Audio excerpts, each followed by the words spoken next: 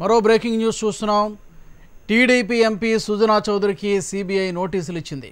బ్యాంకుల నుంచి రుణాలు తీసుకుని మోసం చేశారని ఆరోపణలు రావడంతో సిబిఐ విచారణ చేపట్టింది. రేపు బెంగళూరులో సిబిఐ ముందు విచారణకు హాజరు కావాలని సుజనాను ఆదేశించింది. అయితే సిబిఐ నోటీసులపై స్పందించిన సుజనా చౌదరి 2003 నుంచి తాను నాన్ ఎగ్జిక్యూటివ్ డైరెక్టర్గా కొనసాగుతున్నట్టు తెలిపారు. సిబిఐ చెబుతున్న కంపెనీతో తనకు ఎలాంటి సంబంధం లేదన్న సుజనా నోటీసులకు చట్టపరంగా స్పందిస్తారని వెల్లడించారు.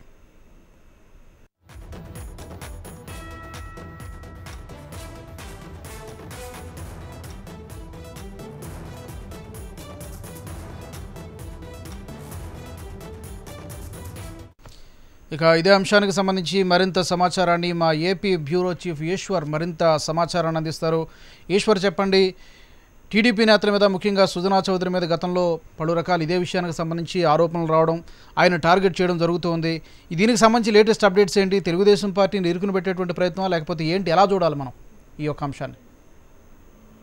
అంటే సిబిఐ ప్రస్తుత పరిస్థితుల్లో అయితే రాజకీయ ప్రత్యర్థుల మీద దాడి కానీ మనం అట్లాంటి విమర్శలు వస్తున్నప్పటికీ వాస్తవానికి ఇది ఇప్పటి నుంచి కాదు, 2014 నుంచి దీనికి సంబంధించిన వ్యవహారం కొనసాగుతోంది. తాజాగా సిబిఐ మంగళవారం బెంగళూరులోని సిబిఐ కార్యాలయం రావాలని సుజనా చౌదరికి నోటీస్ ఇచ్చింది. అయితే దానికి సంబంధించి సుజనా చౌదరి కార్యాలయం ఒక ప్రెస్ నోట్ ని కొద్దిసేపటి రిలీజ్ చేసింది. 2003 నుంచి నేను సుజనా గ్రూప్ కంపెనీలలో కేవలం నాన్ ఎగ్జిక్యూటివ్ డైరెక్టర్ గానే ఉన్నాను.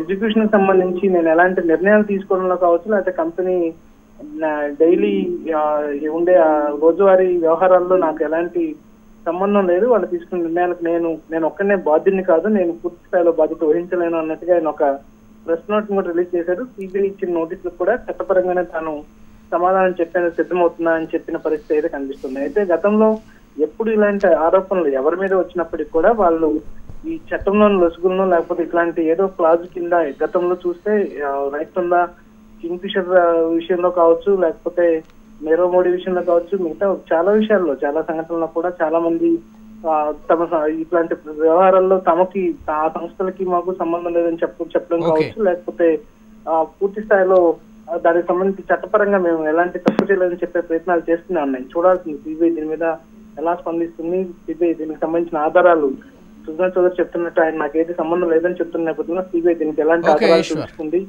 అన్న విషయాలు తెలాల్సి ఉంది. Thank you Eshwar.